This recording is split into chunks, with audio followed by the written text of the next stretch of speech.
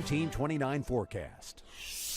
It's been a cool and breezy day. Temperatures this afternoon peaked out anywhere from the mid 60s to low 70s. 71 was the high at the airport, currently 66. Winds from the northeast, and those northeasterly winds have been gusty at times throughout the day. That really a function of high pressure well to our north, and temperature at the airport in the valley currently 61, made it to 66 this afternoon. As we take a look at some other numbers, we've got 65 in Orange, 63 currently in Palmyra, same there in Livingston, 61 in Waynesboro. And temperatures overnight will range anywhere from the mid 40s to low 50s. Mentioned those northeasterly winds. High pressure to the north is centered and will build across New England. At the same time, we've got a hurricane off the east coast of Florida. So like cogs in a wheel, we had a little pressure gradient, and it's sort of the effect of you're rolling down the window of your car and the air rushes in. It creates that effect of the pressure gradient. And we're going to still have wind gusts into tomorrow of 20,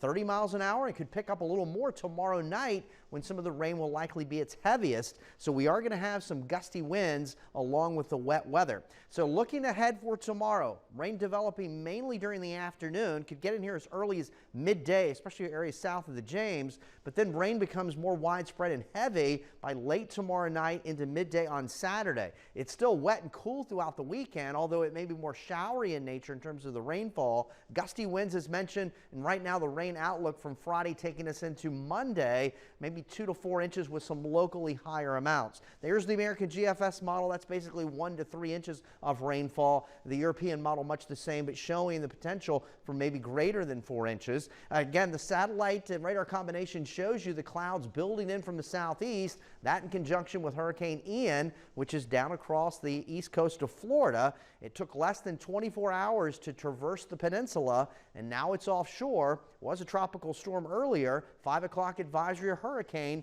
winds of 75 miles an hour. It's about 240 miles south of Charleston, South Carolina. So this will continue to work toward the coast with high pressure funneling in northeasterly winds, and that east fetch of winds causes all kinds of issues with water rises from the Chesapeake Bay all the way down across coastal sections, and of course the hurricane approaching. These are the tropical storm warnings for North Carolina, inland for areas like Raleigh and Charlotte and Columbia, South Carolina, hurricane warnings along the South Carolina coast. So here we go with potential second landfall later tomorrow afternoon in the Charleston vicinity, and then beginning to weaken. But regardless of the approximation of these times, the effects and hazards will be felt well ahead of it. So here we are with Futurecast. In the morning, we should start dry but cloudy, mid 40s to low 50s. By midday and afternoon, here comes most of the rain, but picks up in intensity as we get into tomorrow evening, tomorrow night, along with those gusty winds from the northeast, and then more showery conditions on Saturday. But we're still going to deal with rain chances through Sunday and early next week,